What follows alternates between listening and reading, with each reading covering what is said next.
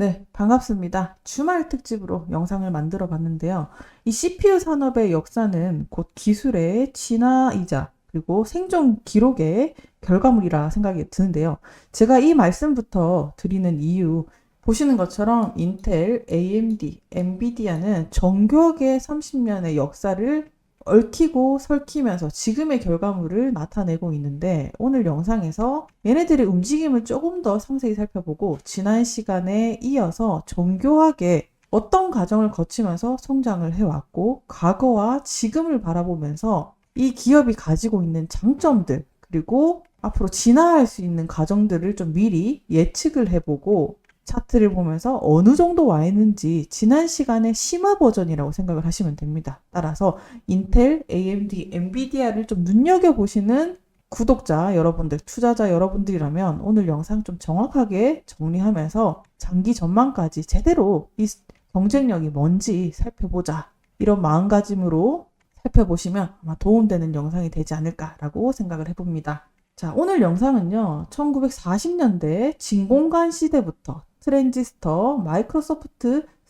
등장을 거쳐서 오늘날의 인공지능 두뇌로 자리한 CPU와 GPU의 이 세계가 산업의 심장을 이끌고 있죠. 반세기 넘게 이 인텔은 그 자리를 지켜왔고요. AMD는 매번 혁신으로 그 자리를 흔들어 왔습니다. 그러면서 이젠 엔비디아가 GPU 시장을 앞세워서 CPU 시장까지 넘보고 있는데, 이 시장 결코 만만하지 않습니다. 지금에서야 엔비디아가 GPU 시장으로 독식을 하고 있지만, 그럼에도 불구하고 만만히 볼 수 없는 것은 기술력만으로도 살아남을 수 없기 때문에 공정기술, 반도체 생태계, AI 수요, 이 전체적인 흐름을 좀 같이 봐야 이 세 기업의 운명을 잘 캐치할 수 있을 것이라 생각을 합니다. 그래서 지금 이 순간 우리는 묻습니다. AI 시대의 두뇌, 누가 마지막까지 살아남을 수 있을 것인가? 바로 시작해 보도록 하겠습니다.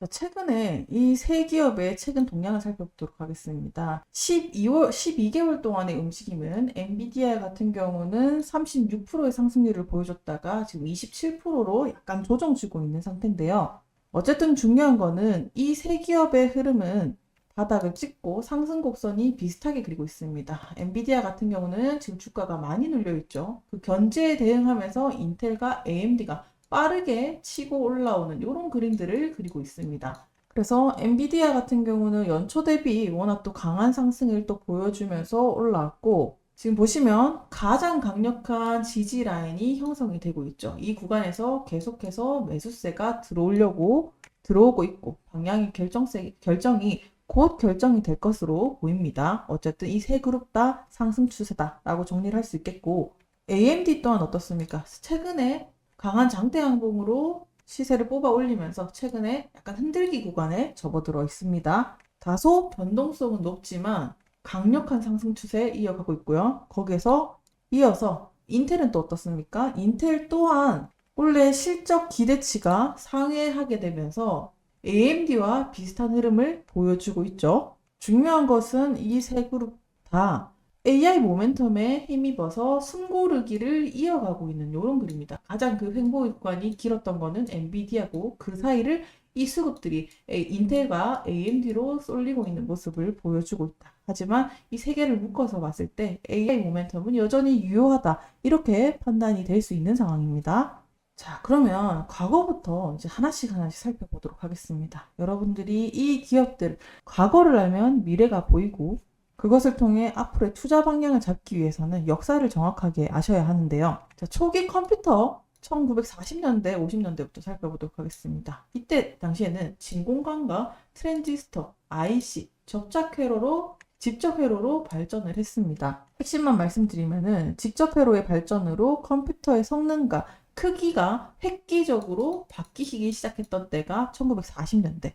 그리고 1970년대로 들어서기 시작하면 마이크로 프로세서의 등장이 나오게 되죠. 바로 이때부터요, 4004를 출시를 인텔이 하면서 CPU의 발전이 시작이 됐던 그 웅장한 역사가 시작이 되었던 1970년대입니다. 그러니까 이때부터 개인용 컴퓨터요, 핵심 부품으로 자리 시작한 거예요. 원조는 어떻게 보면 인텔이죠. 이런 역사를 알아야지, 아, 과거에 얘네가 이런 기술을 가지고 있었으니 이걸 어떻게 좀 잘 활용하면은 빠르게 치고 올라갈 수 있겠다. 이런 것들을 보기 위해서 과거를 훑어보는 겁니다. 자, 그리고 1990년대로 접어들게 되면 성능의 경쟁이 일어나기 시작을 하는데요. 90년대부터 2000년대까지는 CPU 성능 향상이 경쟁력을 갖추게 돼요. 예를 들면 뭐 클록 속도라든지 뭐 코어 수 이런 것들이 향상이 얼마나 됐냐에 따라서 경쟁을 하게 됐습니다. 그리고 현대에 들어와서야 이 병렬 처리 기법이 효율성으로 진화되기 시작을 하면서 ARM 아키텍처 기반의 CPU가 그 대표적인 예로 자리 잡고 있습니다. 자, 그러면 그 아키텍처의 경쟁이 본격화되게 되는 그 시점부터 뜯어보도록 할게요. 이때부터 인텔과 AMD의 경쟁이 계속 이어지기 시작하는데요. 1980년대까지만 하더라도 인텔이 거의 독점하다시피 했어요. 그 이유를 알아야 되는데 이 x86 아키텍처를 기반으로 해서 CPU 시장을 독점을 가지고 있었어요. 그때 당시에 이 시리즈가 최고의 성능이었기 때문에 인텔이 독점을 해왔던 구조고, AMD는 어떻게 파고들었냐? 얘가 1990년대부터 인텔 시장에 도전을 하기 시작을 했어요. 어떤 경쟁력이 있었느냐? 마찬가지로 시리즈물로 인텔의 펜티넘 4를 뛰어넘은 거예요. 그래서 이걸로 어쨌든 얘 시장보다 가져올 수 있는 성능이 좋은 것들을 가지고 왔기 때문에 점유율을 잡아먹기 시작을 했습니다. 그때 당시의 시장 구조가 인텔이 7, 80%였고 AMD가 10%에서 20% 정도였어요. 자, 그러면서 계속 야금야금 따라가는 AMD의 모습, 그리고 독주를 이어가려고 하는 인텔의 기술혁신 모습들이 이어지기 시작합니다. 왜 엔비디아는 안 나오나요? 엔비디아는 뒷부분에 말씀드리도록 할 테니까 이 시장 경쟁 구도를 흐름을 이해해 주시길 바랄게요. 자, 인텔이 2000년대 초반에 들어오기 시작을 하면서 기술 혁신을 또 빠르게 치고 나가요. CPU 시장을 다시 또 장악하기 시작을 한 거예요. 그러면서 안정적인 리더로서 CPU 시장을 지배하고, 여기서는 45나노 공정 기술을 듀얼 코드, 쿼드 코어 이거를 도입하면서 성능을 계속 업그레이드를 하면서 선두를 치고 나간 겁니다. 그럼에도 불구하고 AMD의 도전은 계속되기 시작하는데요.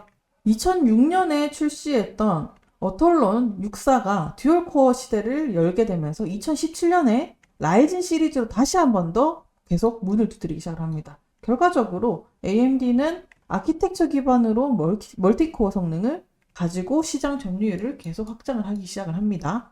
그 결과 AMD의 점유율이 급등하기 시작을 하는데 2025년에 이르러서는 이 시장 점유율이 27%까지 달하는 결과를 낳게 됩니다. 그러다가 GPU 시장이 본격적으로 확산되기 시작하는 시대가 오게 되죠. 엔비디아의 GPU 중심 전략은 사실은 1990년대부터 지나기 시작을 했어요.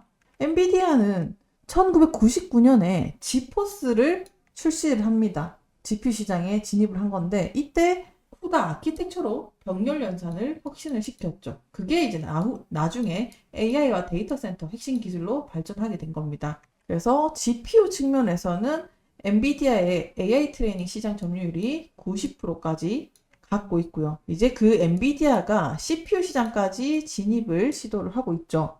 엔비디아는 2020년에 ARM을 인수를 했다가 불발이 한번 됐고, 그럼에도 불구하고 CPU 시장을 진입하려고 하는 강력한 움직임을 보여줬었습니다. 그래서 결국에는 엔비디아가 CPU와 GPU 시너지 효과를 내려고 했던 시도는 계속되고 있다. 결국에 엔비디아는 엔비디아의 GPU 중심 전략이 CPU에도 지금 영향을 미치고 있고, AI, 머신러닝, 이 GPU 중요성이 계속 증가하면서 CPU 시장의 경쟁 구도를 가져오고 있는 이런 시장이 CPU와 GPU의 역사, 얽혀있는 역사라고 볼 수가 있겠어요.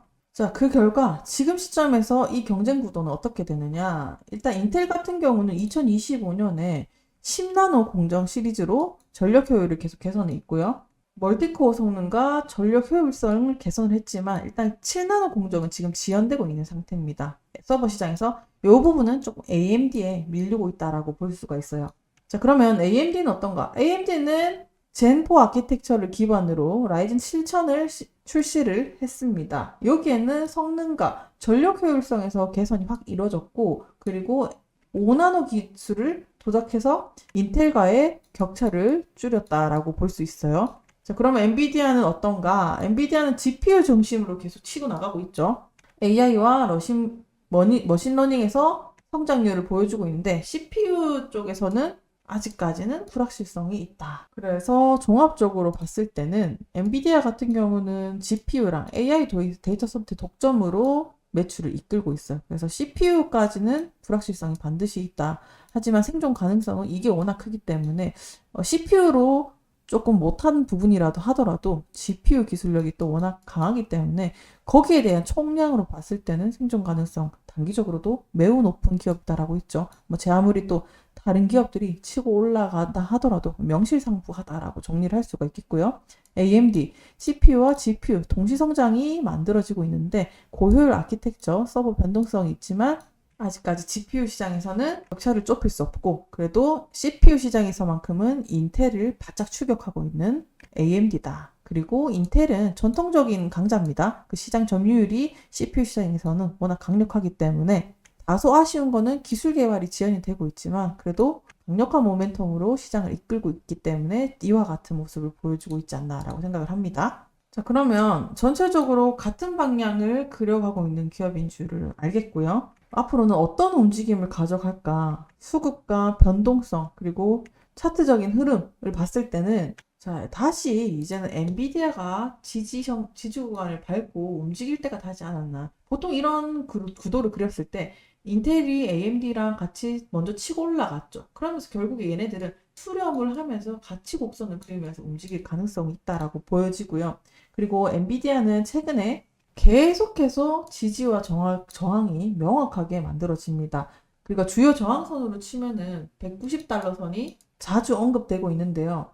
역시나 강한 상승세의 모멘텀은 AI입니다. 그것들이 이제 시간이 지나면서 충분히 반영됐다고 하지만 이제 충분히 수렴하는 시간이 됐기 때문에 아무리 또 고평가 구간이다 하더라도 AI 수요 지속성과 모멘텀을 유지하기 때문에 2028년까지 CAGR이 20%까지 상승 전망을 내놓는 것처럼 지금 계속 데이터 센터와 관련한 인프라 확장 투자가 계속 이어지고 있죠. 이것들이 완공이 되었을 때 움직임을 미리 예측을 해본다면 아직까지 엔비디아도 주가의 충분한 수렴 이후에 정석적인 우상향 그림을 그리고 있지 않나라고 저는 생각이 들고요.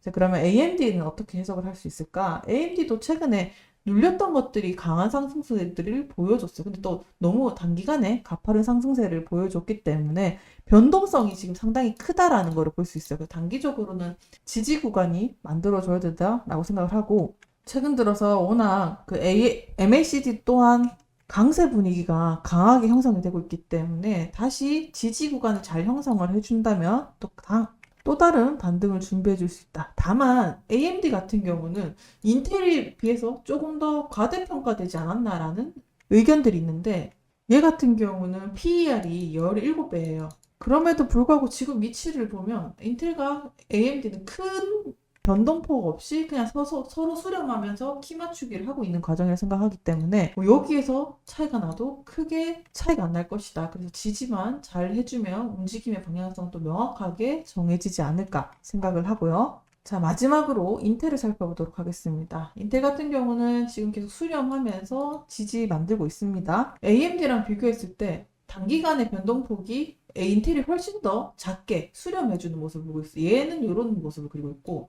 AMD 같은 경우는 아직까지 변동폭이 지지도 안 만들어졌고 상승 곡선을 그리고 있지만 분명히 이평선이 수렴하는 과정과 이격도를 좁히는 과정이 필요할 텐데 인텔 같은 경우가 오히려 이격도를 수렴하고 좁히는 과정을 거치고 있는 게 아닌가. 그래서 오히려 이 자리를 잘 지켜준다면 AMD보다는 또 인텔이 조금 더 강력한 단기간의 상승이 만들어질 수도 있다. 이런 변동성의 추세가 보여질 수 있다라고 조심스럽게 내다보고 있습니다. 자, 그러면 전체적으로 잘 들었고 구체적인 타점을 좀 잡고 싶습니다. 라고 당연히 질문을 하시겠죠. 지금 보시면 저희가 무료로 공유해드리는 타점, 매수 타점과 매도 타점을 공유해드리고 있는데요.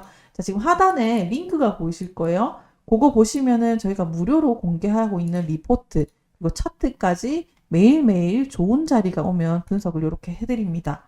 내가 듣다 보니까 인텔에 관심이 생겼네, AMD가 좀 관심이 생겼네, 엔비디아도 좀 관심이 생겼네 하시는 분들 계시죠? 그러면은 저희가 링크 무료로 공유를 해드리고 있으니까 내가 관심 있는 종목들 저희가 자리가 나오면은 안내를 해드립니다. 그래서 전체적으로 미국 증시를 좀 살펴보면서 나 좀 투자를 제대로 해보고 싶어요 하시는 분들이 계실 겁니다.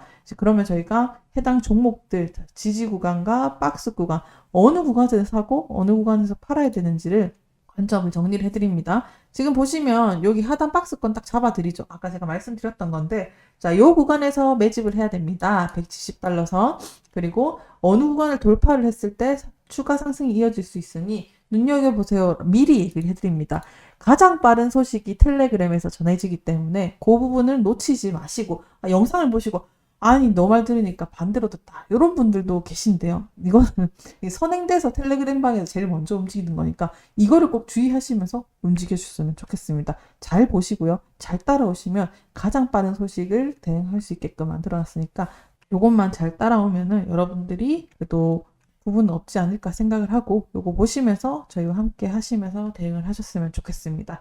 자, 오늘 영상이 도움이 되셨다면 좋아요와 구독도 한 번씩 부탁드리고요. 저는 또 다음 영상에서 찾아뵙도록 하겠습니다. 행복한 주말 되세요. 감사합니다.